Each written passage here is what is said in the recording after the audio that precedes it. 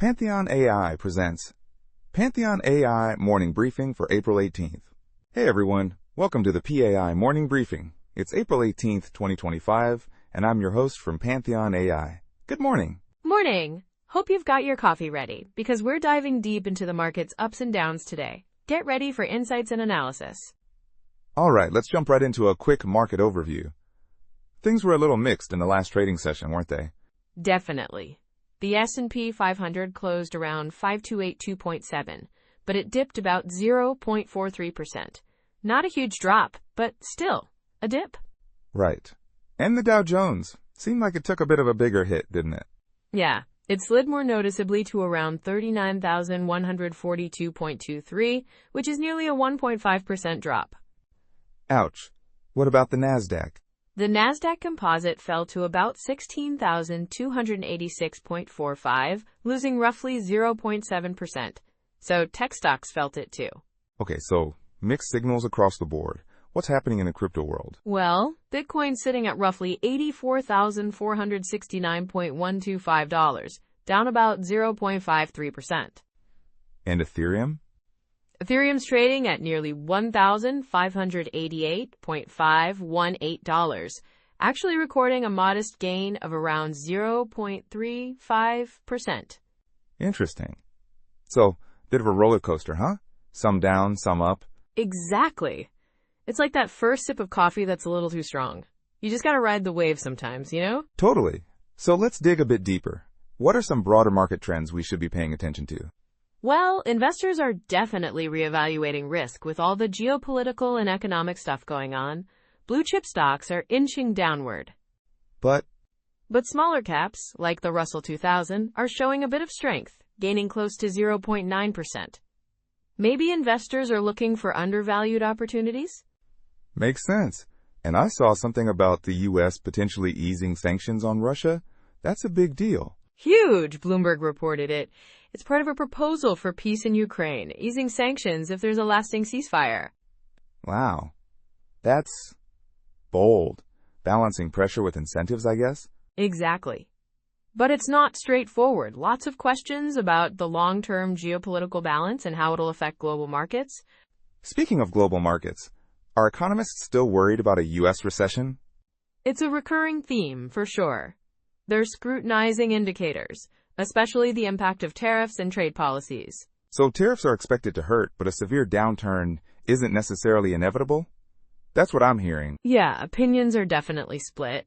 Some see the warning signs, others think the fundamentals are strong enough to weather the storm. Creates uncertainty for investors, weighing short-term volatility against long-term growth. Okay, shifting gears a bit, what's the buzz around Netflix? I heard they're aiming for $1 trillion valuation. Yep, they're setting their sights high. Recent earnings have been promising, even with recession fears.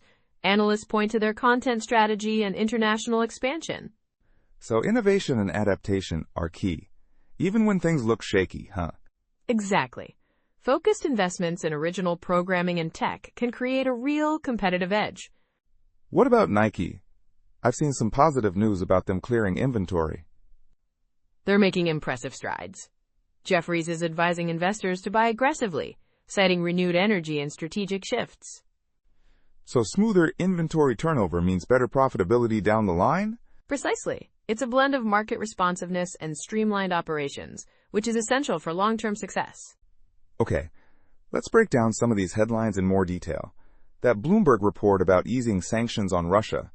What's the real potential impact there? Well, it's a significant shift in strategy, coming after comments from Secretary of State Rubio. Easing sanctions, which have been a core part of U.S. foreign policy, could thaw relations. So the idea is to incentivize Russia to agree to a ceasefire? That's the rationale. But we don't know if it'll lead to lasting peace or just be a temporary fix in complex negotiations. Big question mark there. What about the recession talk? Are we just doomed to an endless cycle of economists debating warning signs? Pretty much.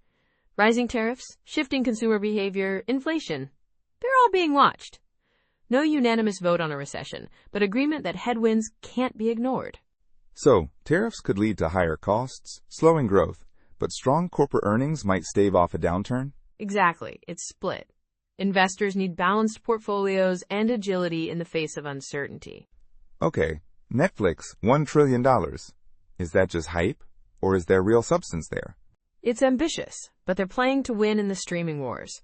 Earnings suggest robust growth, even with economic challenges. Analysts are doubling down on the idea that smart investments and global expansion could get them there. So for investors, it's a signal to watch innovation-driven companies? Absolutely. Companies that redefine market expectations. And Nike's masterclass in retail management? Is it really that impressive? Many think so. Clearing inventory has improved their balance sheet and restored investor confidence. Jefferies is bullish, recommending aggressive buying. Efficient inventory management frees up capital and reduces costs, setting the stage for profit growth? Yep. Operational excellence is critical, especially when the market's uncertain. Focus on companies executing well in their core business. Beyond those headlines, what other narratives are floating around? Well, there's the question of whether current policy adjustments signal a broader awakening to supply chain challenges and inflationary pressures.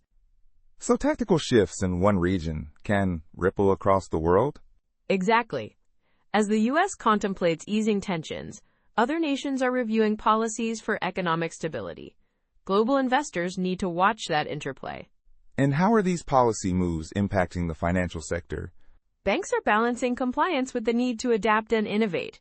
Potential changes in economic policy and trade dynamics might require revising risk assessment strategies.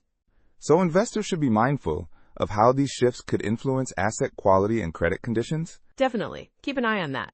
What about the tech sector, beyond Netflix? Still driving the narrative? Absolutely. Cloud computing, AI, digital transformation. Tech companies are not just innovating but setting global market strategies. They've become a barometer for future economic growth. And the energy and finance sectors, how are they navigating these global adjustments? The energy sector's in transition, spurred by environmental mandates and geopolitical risks. Prices are fluctuating, so companies are innovating to sustain growth. Renewable energy sources are becoming viable long-term investments. And finance is embracing digitalization at unprecedented rates? Yep. Blockchain integration, AI-powered advisory services. They're modernizing to redefine customer interaction and service delivery. Innovation is transforming how banks operate and setting the stage for new financial inclusion and risk management. Let's zoom out a bit. What are the global market implications of all this? Easing sanctions on Russia could have huge consequences for energy prices, trade flows, and investor sentiment in Europe and Asia. And varied recession forecasts could send shockwaves through emerging markets. So a global perspective is crucial, and vigilance is key? Absolutely. Events are unfolding on multiple fronts. Gotta stay informed. What expert insights and predictions are circulating? Well, the market's fragmentation is partly a reaction to complex domestic policy shifts and international developments. Ethereum's recovery versus Bitcoin's decline might reflect investor sentiment about tech innovation. So Ethereum is seen as a harbinger of future growth in digital finance? Potentially. And Bitcoin's status as a store of value is both a strength and a vulnerability. And the U.S. proposals to ease sanctions on Russia? Any predictions there? If it gains traction, it could moderate geopolitical tension and boost investor confidence. But others warn of unexpected repercussions, especially in energy markets. So, monitoring geopolitical developments is as important as watching earnings reports? Absolutely. Diversify portfolios, consider exposure to emerging markets, and tech innovations, a blend of growth-oriented tech stocks, resilient blue-chip companies, and nimble mid-cap opportunities could be prudent. Even seasoned analysts need their coffee before making big calls, huh? Ha! You know it! Now let's get into some sector analysis, starting with tech. The upswing in companies like Netflix shows that innovation finds a way, even in turbulent times? Exactly. The tech industry remains at the forefront of global economic transformation. Cloud computing, AI, digital media. Investors should look for firms with strong reinvestment strategies. What about the energy sector? Still juggling traditional oil with the need for renewables? Yep. Some companies might face headwinds due to regulations or fluctuating oil prices, but those leading the charge towards sustainable energy could see big rewards. It's a sector in flux. And the financial sector, undergoing rapid changes, I imagine. Definitely. Fintech, digital banking, they're reinventing themselves at an astonishing pace. Traditional banks are leveraging data analytics, AI, and blockchain. Innovation provides a much-needed boost. So institutions that are agile and tech-savvy will gain a competitive edge? Likely, as interest rates and regulations continue to be major factors. What are the broader global implications of all these sector developments? The interconnected nature of modern finance means decisions made in one part of the world quickly reverberate. Changes in U.S. policies can affect European markets, Asian supply chains, and commodity prices. So global investors need a holistic view of the worldwide economic landscape. Absolutely. It's a challenge requiring constant vigilance, but informed decisions can lead to strategic advantage. Expert predictions suggest a gradual stabilization in some markets? Potentially, as global tensions ease. But the road ahead won't be smooth. Investors need active portfolio management. It's a lot to juggle, isn't it? Totally. Okay, let's wrap up with some key takeaways from today's briefing. Despite losses in major indexes, there are pockets of resilience, like the Russell 2000. Yep, hidden opportunities for the astute investor. The global narrative is complex, with geopolitical initiatives coexisting with domestic debates on recession. Exactly. Companies like Netflix and Nike remind us that resilience, innovation, and strategic execution are key. Absolutely. And the tech, energy, and finance sectors continue to pave the way for future growth. Thanks for tuning in, everyone. We're your information copilot, helping you navigate global finance with clarity and a bit of humor. Think about these questions as you go about your day.